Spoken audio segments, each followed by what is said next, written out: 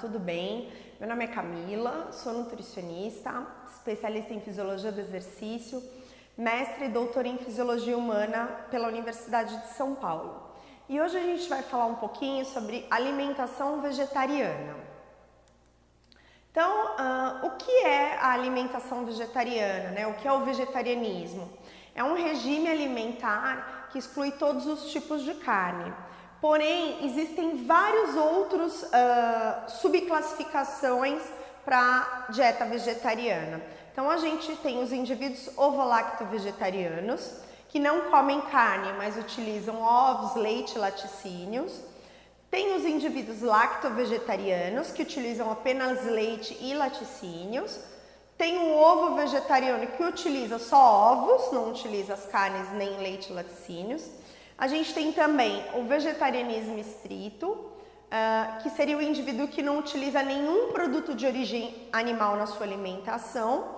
E, por último, o veganismo. O veganismo é uma linha onde o indivíduo, além de não consumir na sua alimentação nenhum produto de origem animal, ele não utiliza também outros componentes animais não alimentícios. Então, é o indivíduo que não utiliza couro, não utiliza lã, não utiliza seda, elimina também do seu cotidiano produtos que sejam testados em animais, como produtos cosméticos, medicamentos, ou seja, qualquer tipo de produto de origem animal ou que tenha sido testado em animal. A Sociedade Vegetariana Brasileira, ela preconiza que os indivíduos sigam o vegetarianismo estrito, então, que seria a eliminação de qualquer produto de origem animal na sua alimentação. Então, aqui nesse quadro, a gente tem o que cada tipo de vegetariano se alimenta. Então, todos eles se alimentam de vegetais, com exceção do frugívoro. O frugívoro ele é uma categoria à parte, que é um indivíduo que ele só se alimenta de alimentos crus. Então, nesse caso, não está assinalado porque ele não é um indivíduo que, por exemplo, se alimentaria de qualquer tipo de vegetal cozido. O frugívoro, por outro lado, ele vai comer as frutas, assim como todas as outras categorias de vegetariano. Com relação aos ovos, apenas os ovo-lacto-vegetarianos e os ovo-vegetarianos consomem ovos. Com relação a leite e laticínios, apenas os ovo-lacto-vegetarianos e os lacto-vegetarianos consomem esses produtos. Os grãos, eles são consumidos por todos os indivíduos, com exceção do frugívoro, que, como eu falei, só se alimenta de alimentos crus. Os veganos, eles não comem e não utilizam nenhum produto de origem animal, como eu expliquei no slide anterior. Então, é importante a gente perceber que a dieta vegetariana, ela não é a dieta macrobiótica, elas não são a mesma coisa. A dieta macrobiótica, ela é uma outra filosofia, baseada principalmente no consumo de cereais integrais. Ela pode ou não incluir carnes, quando inclui, geralmente são carnes brancas, e essas carnes elas são ingeridas poucas vezes na semana. Não é recomendado o uso de leite, laticínios ou ovos, como algumas opções de vegetarianismo, como o ovo-lacto-vegetariano, ovo-vegetariano e lacto-vegetariano. Então, a gente precisa entender que dieta vegetariana e dieta macrobiótica não são a mesma coisa. Além disso, surgiu também uma outra definição que seria o indivíduo semi-vegetariano, que é um indivíduo que come principalmente carnes brancas, até no máximo 3 vezes por semana. Ele consome muito menos, claro, né, carne do que o indivíduo onívoro, mas ele não é um indivíduo considerado vegetariano ainda. Só para lembrar que o indivíduo onívoro é o indivíduo que se alimenta de carnes. A prevalência do vegetarianismo, ela é bastante diferenciada no mundo, depende de vários fatores que influenciam aí a sua prevalência. Então, a gente buscou dados mostrando que cerca de 5% da população nos Estados Unidos, no Reino Unido e na Austrália sigam a dieta vegetariana. Por outro lado, na Índia, 40% da população é vegetariana. No Brasil, os dados são mais próximos aí de Estados Unidos, Reino Unido e Austrália, onde dados de 2012 mostravam que os indivíduos maiores de 18 anos, o vegetarianismo era seguido por cerca de 10% dos homens e 9% das mulheres. Nesses países, como Estados Unidos, Reino Unido e Austrália e no próprio Brasil, a maioria dos vegetarianos não nasceu vegetariano, né? Foram indivíduos que se tornaram vegetarianos já não na idade adulta, muitas vezes na adolescência, mas foram se tornando vegetariano no decorrer da vida, devido a motivos motivos éticos ou de preferência, de paladar, ao contrário dos países orientais, onde, por exemplo, na Índia, os indivíduos eles já nascem em famílias vegetarianas e dão prosseguimento a esse regime alimentar aí no decorrer da vida. Então, a distribuição segundo a Sociedade Vegetariana Brasileira, dados de 2012, mostram que a maioria dos vegetarianos é ovo-lacto-vegetariano. Cerca de 67% dos vegetarianos seguem por esse caminho dos ovo-lacto-vegetarianos, ou seja, não consomem carnes, mas consomem ovos, leite e laticínios. 22% é o vegetariano estrito, ou seja, não consome nenhum produto de origem animal na sua alimentação. Lacto-vegetarianos são 10% e ovo-vegetarianos 1%. As razões elas são as mais variadas, pode envolver um ou outro motivo ou diversos fatores combinados.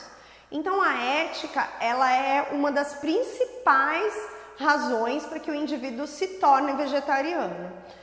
Eles consideram que os animais são seres capazes de sofrer, de sentir prazer, de sentir felicidade, assim como qualquer ser humano, né? Como qualquer outro indivíduo. Então, escolher ser vegetariano é não compactuar com a exploração, com o confinamento e com o abate que esses animais sofrem para fornecer suas carnes para alimentação. Por outro lado, uma outra razão seria os possíveis efeitos benéficos associados a seguir uma dieta vegetariana, então a excluir o consumo de carnes. Então, a maior utilização de produtos de origem vegetal e a restrição dos produtos de origem animal, principalmente o consumo de ovos, leite e laticínios, que são os permitidos, isso teria um efeito muito mais benéfico para a saúde, principalmente associado a doença cardiovascular, menor risco de doença cardiovascular, menor IMC. Então essa seria um bom motivo para se tornar vegetariano. Além disso, um outro motivo encontrado e bastante descrito para os seguidores desse regime alimentar é o efeito benéfico para o meio ambiente. A gente sabe que a pecuária ela é bastante danosa ao meio ambiente, já que necessita de desmatamento de uma área bastante grande para a manutenção dos rebanhos. Além disso, para alimentar esses animais, a parte de agricultura demanda largas áreas, então o que leva à erosão do solo, a contaminação dos mananciais, emissão de gases e o desmatamento, como eu já falei. Para a gente ter uma ideia, 97% do farelo de soja e 60% do milho produzidos, eles são destinados à alimentação dos animais e não do ser humano. Então, para manter esses animais, além da área necessária para que eles fiquem, existe todo um desmatamento para a produção dos alimentos que eles necessitam. E tudo isso teria um impacto para o meio ambiente bastante deletério. Por outro lado, existe também um motivo aí de sociedade, porque como eu falei, a pecuária ela é ambientalmente desgastante, né? Ela aumenta o desperdício também de alimentos. Para a gente ter uma ideia, são necessários em torno de 2 a 10 quilos de proteína vegetal, na forma principalmente dos grãos, que são produzidos para as rações, para produzir cerca de 1 quilo de proteína animal. Então a gente pode perceber que você precisa realmente de uma produção muito grande de grãos para no final ter uma quantidade bem menor da proteína animal. Além disso, existe um motivo religioso, principalmente em países como Índia e outros países que sigam o budismo, existe uma indicação para que dessas religiões, para que os indivíduos que sigam essas religiões abstenham-se do consumo de carne. Então, essas religiões são principalmente adventista, o espírita, alguns tipos de espírita, os indivíduos hindus, jainismo, zoroastrismo e o budismo. Além disso, algumas dietas adotadas por famílias, até por motivos de saúde, acabam sendo adotadas pelas outras pessoas da família.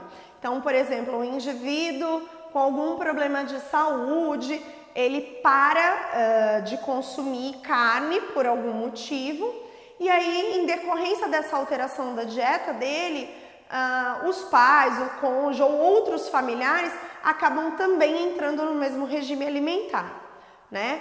Além disso, uma questão filosófica mesmo e também a não aceitação do paladar. É bastante comum indivíduos que não tenham motivos aí éticos ou religiosos, mas que não consomem carne pelo paladar não ser atrativo.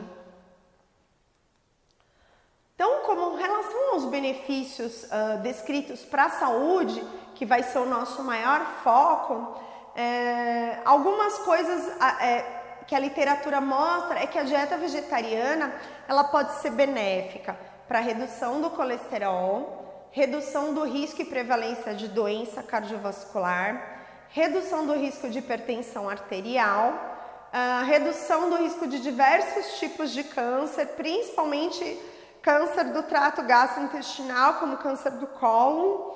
Além disso, redução de risco e prevalência de diabetes mellitus do tipo 2. A gente tem aqui nas figuras uma foto de uma artéria com deposição aí de placa de ateroma, né, que é um fator de risco para infarto agudo do miocárdio e outras doenças cardiovasculares, inclusive aumento de hipertensão arterial, principalmente devido à redução do diâmetro do vaso, e isso tudo levando ao aumento do risco do indivíduo sofrer de doença cardiovascular.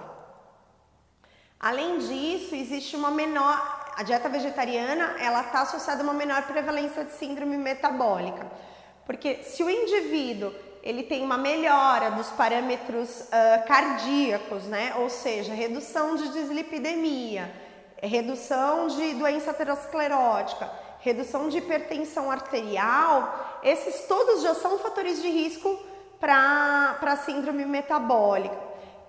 Os estudos mostram que esses indivíduos também eles vão ter um IMC menor, que é um dos principais pontos presentes na síndrome metabólica. Então, enquanto você controla todos esses fatores de risco, é fato que você vai ter uma menor prevalência aí do desenvolvimento da síndrome metabólica.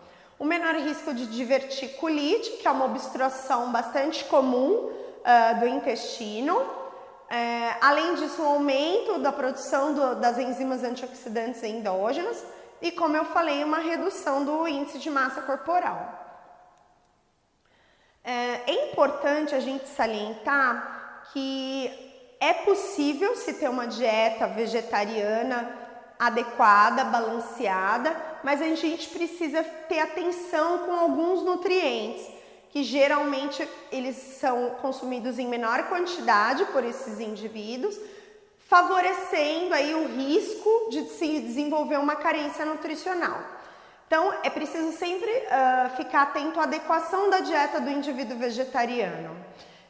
Acho que o nutriente que mais levanta polêmica na dieta vegetariana é a vitamina B12, porque ela não é uma vitamina encontrada na dieta vegetariana estrita, que é aquela onde o indivíduo elimina todo tipo de proteína animal do seu consumo. Então, as dietas ovo-lacto-vegetariana, lacto-vegetariana e ovo-vegetariana, elas fornecem todos os nutrientes necessários ao organismo, porque ou o indivíduo ele não come ovo, mas se alimenta de leite e laticínios, ou se alimenta dos dois, ou não se alimenta de leite e laticínios, mas come ovo. Então, até então, ele consegue obter todos os nutrientes. No caso do vegetariano estrito, realmente ele não consegue obter vitamina B12, já que ela é uma vitamina que só está presente nesses alimentos. Com relação aos macronutrientes, a distribuição ela é a mesma do que para indivíduos onívoros, então os carboidratos devem ficar em torno de 45% a 65% do valor energético total, a gordura entre 25% a 35% e as proteínas entre 10% e 35%. Os carboidratos, eles, como na maioria das dietas também de onívoros, eles devem corresponder à maior parte do valor energético total. Muitas pessoas se enganam achando que existe uma ingestão excessiva de carboidratos pelos vegetarianos. Isso não é verdade. Na verdade, eles têm uma recomendação, eles têm um consumo um pouco maior do que dos onívoros, porém que não ultrapassa o recomendado. Então, sempre está dentro dos 65% do valor energético total. A gente tem aí alguns dados que mostram que os vegetarianos consomem em torno de 51% a 62,7% do valor energético total na forma de carboidrato, e os onívoros consomem um pouco menos, entre 43,5% a 58% do valor energético na forma de carboidrato. Então, assim, sim, o indivíduo vegetariano consome mais carboidrato, porém, isso não ultrapassa o limite recomendado. O teor de carboidratos, assim como de outros nutrientes, ele pode ser alterado, né? Mas sempre o que é importante é a gente obedecer à faixa de recomendação. Os lipídios, eles têm uma variedade grande nos indivíduos que seguem a dieta vegetariana. Principalmente existe uma modificação na quantidade e na qualidade. Então, os vegetarianos, eles consomem muito mais gordura poliinsaturada e monoinsaturada, e os onívoros, gordura saturada. No caso dos indivíduos que são vegetarianos estritos, eles praticamente não consomem gordura saturada, né? Já que a maior fonte de gordura saturada são as proteínas animais. Então, a gente tem aqui que os vegetarianos consomem em torno de 23% a 34% de lipídios na forma de ácidos graxos poliinsaturados, e os onívoros de 30,7% a 36% do valor energético total é de gordura saturada, o que também não é o recomendado, já que a gordura saturada está bastante associada a doenças cardiovasculares, resistência à insulina e outras comorbidades. Então, a gente tem aqui a recomendação de ingestão de ácidos graxos ômega 3, segundo a dieta. Para os indivíduos onívoros, isso acima de 14 anos, né? O sexo masculino é em torno de 1,6 gramas para onívoros e 1,1 gramas para mulheres onívoras. Os vegetarianos, a recomendação é maior, 3,2 gramas para homens e 2,2 gramas para mulheres. Além disso, o que a gente vê bastante é que a ingestão dos ácidos graxos ômega 3, não é proporcional ao nível sérico que a gente dosa. Isso porque parece que os indivíduos que seguem uma dieta vegetariana, eles têm uma maior conversão de EPA em DHA. Vale lembrar que o EPA e o DHA, eles são os ácidos graxos ômega 3 de origem animal, presentes nos peixes de água fria, como salmão, atum e sardinha. A gente tem uma baixa taxa de conversão desses ácidos graxos no nosso organismo. O outro ácido graxo, ômega 3, bastante consumido pela população vegetariana, é o alfa-linolênico, que está presente principalmente na linhaça, no óleo de linhaça. Mas parece que os indivíduos vegetarianos, eles têm uma maior capacidade de conversão. Talvez isso seja até uma resposta fisiológica, uma adaptação fisiológica a uma menor ingestão de EPA e DHA proveniente da dieta. Eles apresentam então uma maior conversão a fim de evitar a carência desses ácidos graxos no organismo, já que eles não ingerem através da dieta. É importante também a gente se atentar para a razão ômega 3 e ômega 6. O excesso de ácidos graxos ômega 6, que estão mais presentes nos óleos vegetais, está associado a um maior processo pró-inflamatório do organismo, ao contrário do ômega 3, que vai ter um papel anti-inflamatório e de melhora do sistema imunológico. Então é importante manter uma razão ótima, que seria um ômega 3 para cada 3 ômega 6. Parece que esses indivíduos vegetarianos, eles conseguem manter a enzima alfa-6 desaturase voltada mais para a conversão de ômega 3 em EPA e DHA, o que supriria ali uma possível necessidade ou uma possível carência desses indivíduos. Então, o que é importante é manter aí o processo de elongação da cadeia carbônica desses ácidos graxos.